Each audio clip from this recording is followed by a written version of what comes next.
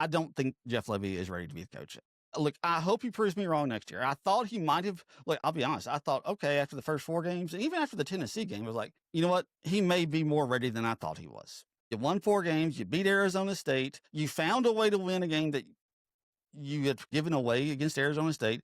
You had opportunities to win against Tennessee, a much more talented Tennessee team than you were. I was like, okay, he might have a chance here. He might be more ready, but no, that's not the case at all. He loses basically 7 of the next 8 games.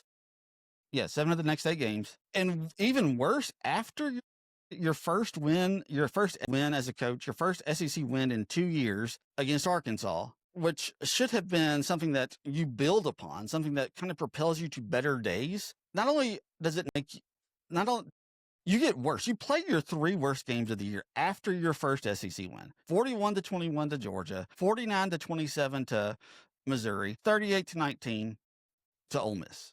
Those were the 3 results that Mississippi State produced after getting their first SEC win in 2 years.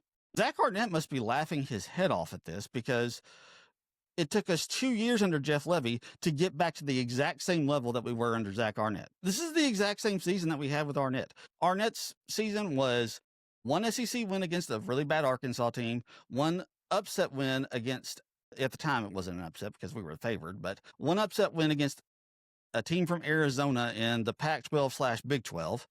You win the rest of your conference games and that's it. You go 5-7. That's exactly what happened this year. We beat Arkansas, a really bad Arkansas team. We beat a team from the Big 12 in Arizona State from Arizona. We won the rest of our conference games, and that was all that we could win. We were right back to where we were under Zach Arnett. Now, you can make the argument that we had a much tougher schedule. We did, but you had opportunities to win. You couldn't do it. And a lot of it is because of coaching decisions. I mean, the decision to keep running Blake Shapen out there is one. The fact that you can't get your players disciplined enough on the field to not commit stupid penalty after stupid penalty, that is a coaching issue. I mean, most of the reason why Mississippi State is 5-7 and not 7-5 or 8-4 is because of coaching. That's on Lebby and that's on his staff. So, like I said, I don't have any faith that this team is going to get better next year. If you do, great. I don't. I hope I'm wrong, because otherwise we're going to be looking for another coach next year. Look, if he does actually fire Hutzler, I don't know who they're going to get, because you are going into a situation with Jeff Lebby where the coach is on the hot seat.